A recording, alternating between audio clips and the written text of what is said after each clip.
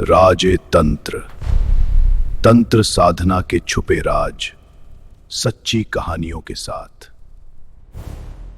महाराष्ट्र के एक छोटे से गांव में, जहां चारों तरफ हरियाली, वहीं रहता हूं मैं यानी सुभू। एक सीधी सादी जिंदगी, लेकिन खुशियों से भरी हुई है। माँ, भैया और मेरी प्यारी बीवी और बच्चे। हाँ परिवार के साथ समय बिताना सबसे हाँ पापा, हम खेलेंगे। हाँ, सब साथ है तो सब कुछ अच्छा है। शहर में एक अच्छी नौकरी थी। कंपनी के पैसों का पूरा हिसाब मेरे पास था। हर कोई मेरे पर भरोसा करता था। फिर एक दिन उसकी जिंदगी में एक लड़की आई। धीरे धीरे बातें बढ़ने लगी और विश्वास गहरा होता गया। दोनों घंटों बातें करते, कॉफी पीते, घूमते। उस लड़ी एचकी ने जैसे शुभू पर जादू कर दिया हो। शुभू उसकी कोई भी बात के लिए मना नहीं करता था। फिर उसने 200 करोड़ डच के घोटाले की प्लानिंग शुभू को बताई और प्यार और लालच की सुगंध से उससे सभी पासवर्ड ले लिए। लेकिन हर मुस्कान सच्ची नहीं होती। एक दिन सब कुछ बदल गया। 200 करोड़ का घोटाला और पूरा इल्जाम शुभू के सिर। पुलिस उसके पीछे थी। शुभू भाग रहा था, छिप रहा था। हर कदम पर डर था। 2 साल तक शुभू भागता रहा, छिपता रहा। शुभू के पास कुछ नहीं बचा था, ना पैसा, ना परिवार और ना ही जीने की कोई वजह है। तभी उसे एक किताब मिली और पता चला कि तंत्र से किस्मत बदली जा सकती है। और यही उसकी आखिरी उम्मीद बन गई। किताब में लिखा था कि सबसे पहले गुरु होना चाहिए जिसे तंत्र का पूर्ण ज्ञान हो, ताकि जब भी साधना करो और किसी भी तरह की भूल होने पर शक्ति के प्रकोप से गुरु ही बचा सकता है। सच्चे और सही गुरु की तलाश कहाँ मिले, कैसे मिले? क्योंकि यदि सही गुरु नहीं मिला तो हम अपने मार्ग से भटक सकते हैं और हमारा समय और धन दोनों ही व्यर्थ हो सकते हैं। सही और पूर्ण गुरु जिसके पास शक्तियों का साथ है, उनके सानिध्य में साधक बहुत जल्दी ही अपनी साधना में सफल हो जाता है। क्योंकि गुरु अपने तपोबल से साधक की साधना में आने वाली सभी रुकावटों को दूर करता है। यदि आपको सद्गुरु नहीं मिला तो अध्यात्म के मार्ग पर भी भटकने की संभावना बढ़ जाती है। केवल किसी की आवाज सुनकर या उसके शब्दों से प्रभावित होकर उसे अपना गुरु बना लेना, यह पूर्णतः अनुचित है। इस पुस्तक में आगे लिखा था, सच्चे गुरु की प्राप्ति के लिए साधना का आरंभ किसी शुभ योग या सिद्ध मुहूर्त में करना चाहिए। मंगलवार का दिन हनुमान जी को समर्पित होता है, इसलिए इस दिन से साधना आरंभ करना उत्तम माना गया है। सबसे पहले किसी हनुमान मंदिर में जाएं, अपने साथ प्रसाद और भेंट सामग्री लेकर प्रणाम करें और हनुमान चालीसा का पाठ करें। फिर श्रद्धा से प्रसाद अर्पित करें। इसके बाद राम नाम का जप करें और प्रार्थना करें कि आप इस साधना को सच्चे गुरु की प्राप्ति के लिए आरंभ कर रहे हैं। घर लौटकर शांत मन से बैठें। प्रातः काल में पूर्व दिशा की ओर और संध्या में उत्तर दिशा की ओर मुख करके दीपक प्रज्वलित करें और शुद्ध मन से संकल्प लें कि आप अपने जीवन में एक सच्चे गुरु की प्राप्ति चाहते हैं। इसके बाद गणेश जी, कुलदेव, पितृ और अन्य देवताओं का ध्यान करें और साधना की शुरुआत करें। फिर प्रतिदिन नियमित रूप से मंत्र जाप करें।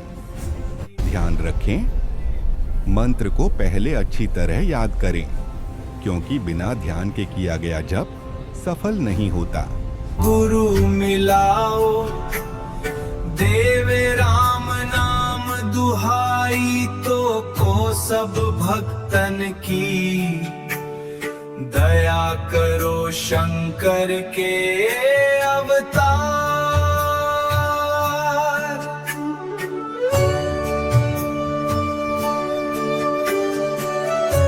हनुमान वीर राम नाम का रसिया, निगुरा करे प्रणाम। दया करो अंजनी के लाल, गुरु दिखाओ गुरु मिलाओ। देवे राम नाम दुहाई, तो को सब भक्तन की, दया करो शंकर के अवतार।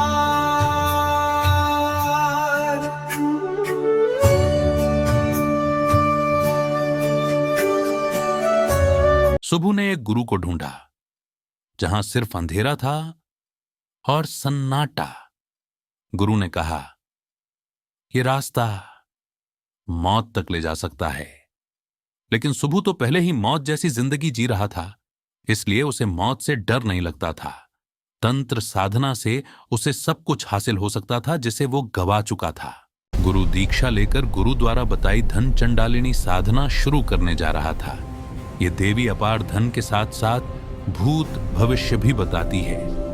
समय रात 10 बजे सुबु ने कमरे का दरवाजा बंद किया और उत्तर दिशा की ओर बैठ गया। साधना शुरू हो चुकी थी। सबसे पहले गुरु पूजन किया। उसने फूल चढ़ाए, धूप और दीप जलाए। कमरे का माहौल धीरे धीरे बदलने लगा। एक कपूर की टिक्की पर बतासा और लौंग रखकर गुरु को अर्पित किया। हवन कुंड के दाएं और गुरु की फोटो रखी। हवन की आग जल रही थी। सुबु ने हाथ में जल लेकर अचानक धन प्राप्ति और देवी कृपा का 11 दिन पूजा का संकल्प लिया। देवी को भोग की छोटी सुखी मछली ताकि हवन में डाल सके, और शराब हवन कुंड के पास रखी। शराब को मिट्टी के प्याले में रखा और देवी को नमस्कार कर रुद्राक्ष की माला से मंत्र जाप शुरू किया। वो शिकोंग कोंग धन चंडालिनी मत्स्य से प्रियलम शम हुम फट स्वाहा। हर मंत्र के बाद एक मछली और थोड़ी सी शराब हवन कुंड में डाल रहा था। धन चंडालिनी हर आहुति के मत्स्य साथ प्रियलम शम कुछ अलग सा महसूस हो रहा था। स्वाहा। वो शी कोंग कोंग धन चंडालिनी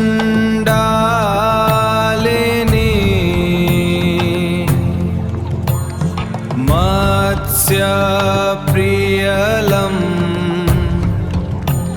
शम हुम फट स्वाहा। वो शी कोंग कोंग धन चंडालिनी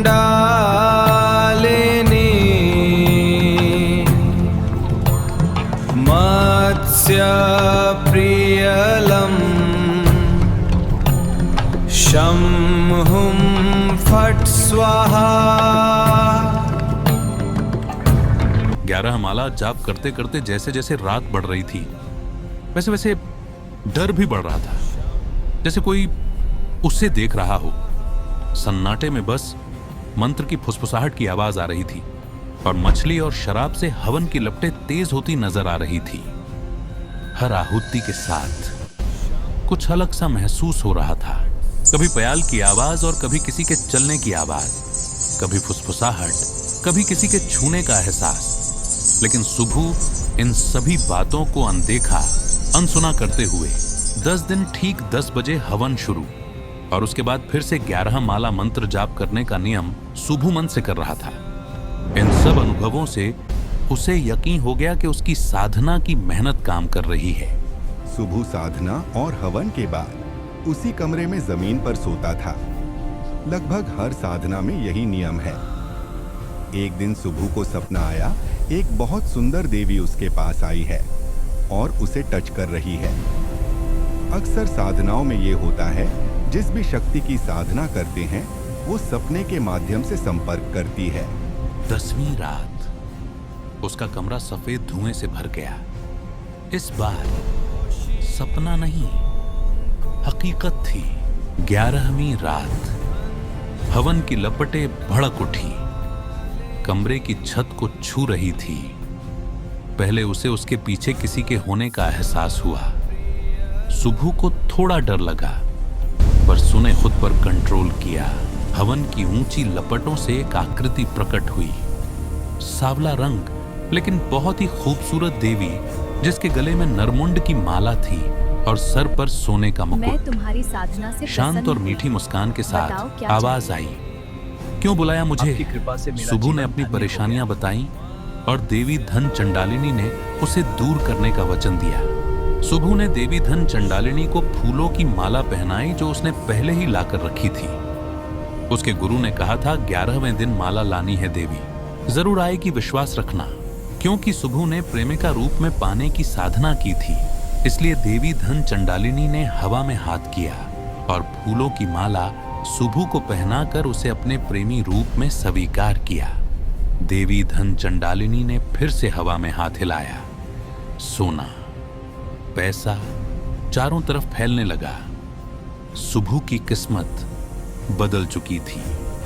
देवी धन चंडालिनी अब हर समय अदृश्य रूप में सुबह के साथ थी, लेकिन वो सिर्फ सुबह को ही दिखाई और सुनाई देती थी। लेकिन कहानी यहीं खत्म नहीं होती। कहा जाता है वो शक्ति आज भी उसके साथ है। उसने धन चंडालिनी को अपने कंधे पर जगह दी है। देवी कृपा से खुद को निर्दोष साबित कर अपनी फैमिली के साथ जिंदगी के मजे ले रहा है। हमारे चैनल को सब्सक्राइब करें, लाइक बटन दबाएं और हमारी नई कहानियों के लिए शेयर करें। तांत्रिक के राज खुलेंगे, जुड़े रहें।